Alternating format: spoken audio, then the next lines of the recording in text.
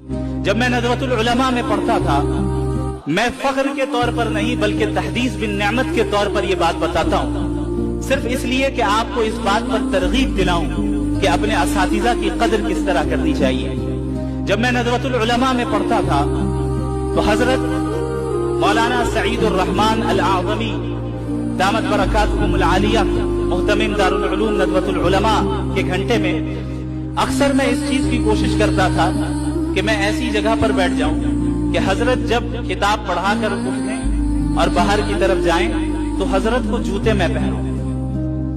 لہٰذا بعض طلبہ کے درمیان مسابقہ ہوتا تھا کہ کون دروازے کے قریب بیٹھ رہا ہے۔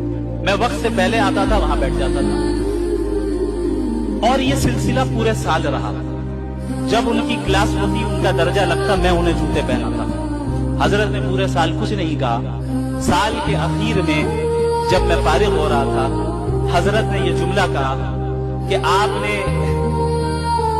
مجھے جوتے پہنانے کی ذمہ داری آپ نے ہی لے لی ہے۔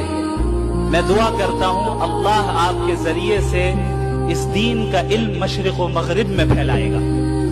میں سمجھتا ہوں کہ یہ جو کچھ بھی کام کل ہوا، یہ میرے اساتذہ کرام کی دعاؤں کا نتیجہ ہے۔ میرا اس میں کوئی دخل نہیں، کوئی بھی دخل نہیں۔